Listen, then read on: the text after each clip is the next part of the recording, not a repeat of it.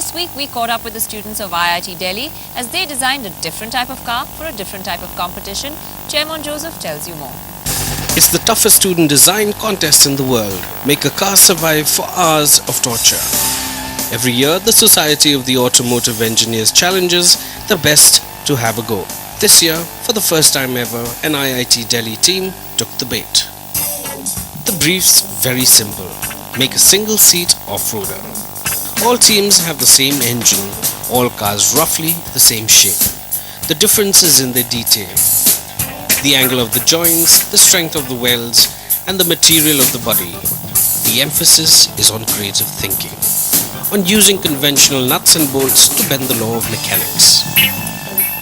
We have designed and manufactured the chassis ourselves with mild steel pipes, and we have used a number of combinations to reduce the weight. Right now the complete weight of the vehicle is around 210 kg. It took a year's worth of sweat to build what you see now. Most teams take longer to build a vehicle from scratch, but the IIT team took the smart way out: software.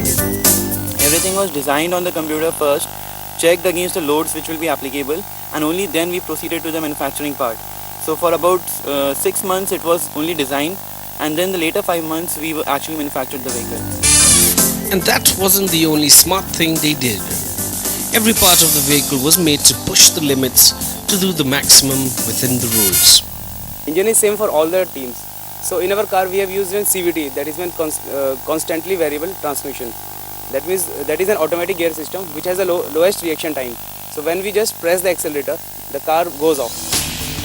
What's even more important is safety. Mud plugging in a metal crate just 5 inches from the ground can be really dangerous. To cut the risks, they put a roll cage around the driver. It looks ugly, but it works. Arranging money and material for these innovations wasn't easy for these guys. IIT Delhi gave them almost 4 lakh rupees, but that wasn't the end of their problems. Adjusting the project with the studies was very difficult. We have to work a lot for this project. Around 16 hours a day is a small thing to say. Most of the nights we worked for this project, and bunking classes was one part of it. The market for all-terrain vehicle is very well developed in US and Europe. So while the competitors over there have been doing the same thing for over 30 years now, and they have access to the best technology in the market and the highest available expertise. Over here in India, we had to manage between the components which are available for various vehicles and motorbikes. At the same time, we had to compete among the best. So this being the first attempt, still we have done a job which is challenging for the most of the competitors, and we hope to win a very good position in the competition. Once the car got built, came the time to practice. Vikrant, being the fastest driver, got the most time at the wheel, but in a 4-hour race, everyone will have a go, with regular pit stops to relieve the drivers. 11 months of hard work seem to have paid off. If they'll win or not, they still don't know, but they've all gained something that'll last. Apart from the technical knowledge we gained, we learned how to manage people, time and money.